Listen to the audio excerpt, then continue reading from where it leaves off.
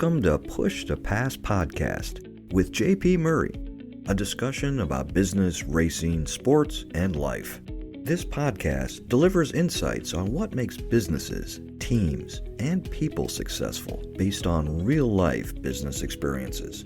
Following a career with America's largest associations, JP Murray founded the Murray Company, one of Washington, D.C.'s most successful consulting firms.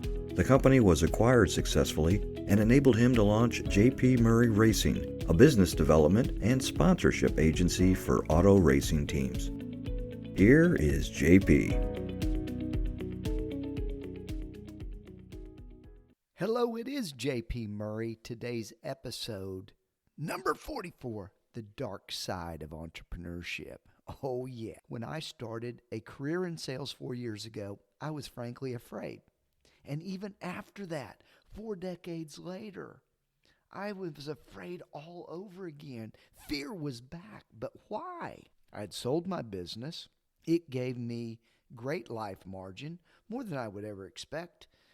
I was on a victory lap, right? So my goal after that was to launch a new business, sponsorships for race teams and drivers, a sport I'm passionate about and I enjoy so much. I had sponsored teams with my previous company. I saw the value and utilized the platform to propel growth and build brand. I loved it, right? Nothing but tailwinds. Let me tell you about the downside of entrepreneurship when it is so popular now. Everyone wants to be one, even if they aren't.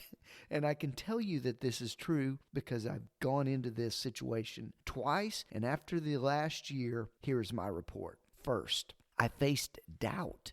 Doubt in yourself, doubt in the service, doubt you can do it again, doubt that the old dog can learn a new trick, doubt that you can really help the prospect. To overcome the doubt, I worked on myself. How? By training. I reviewed what worked and what didn't from years of experience. I'll give you an example.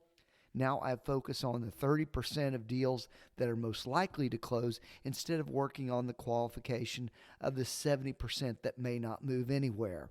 Instead of up and out, I just work on those that are up. I do this by focusing on delivering new content and information, which helps the prospect. I identify possible advocates in that 30% company, which could help me close the deal eventually. I study the company and listen to how it positions itself in the market so I can use the right language and find opportunities to propel and accelerate what their goals are. I customize and personalize communication instead of a templated process. I'm much more diligent, strategic about my talking points and my scripting with those 30%. This eliminates doubt, this eliminates fear, and it enables me to push and move forward at scale. Number 2 I want to mention is loneliness and isolation. Wow, now this was a surprise. Once you're no longer a CEO or leader, people move out pretty damn fast. And that's okay. It's logical. It's not their problem. I'm the one that sold the company.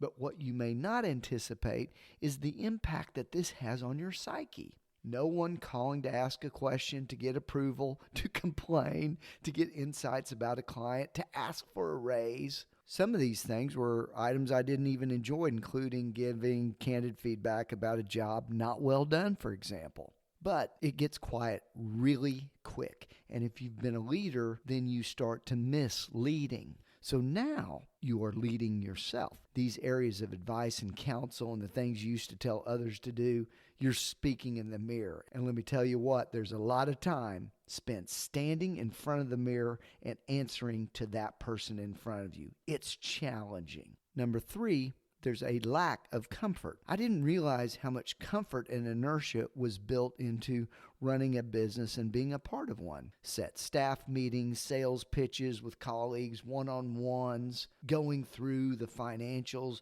reading weekly reports, and delivering projects. There's a certain cadence and inertia that just keeps you moving. Some of this might have been a total waste of time, but it was like a warm blanket, to me anyway. The status quo was normalcy and had a comfort cadence, even though I didn't enjoy all of those things. So these 3 things I've learned about in the last year. Everyone kind of anticipates the enthusiasm and the energy around the upside of launching something new, but I'm not sure anyone really discusses or reflects the gaps that may affect you. And in some ways, this was the most difficult year in my professional career. But would I do it again? Oh yeah, hell yes. And I'll tell you why next week on the Push to Pass podcast with JP Murray. Talk soon. Thanks for listening. Leave a review if you enjoy the content. Bye-bye.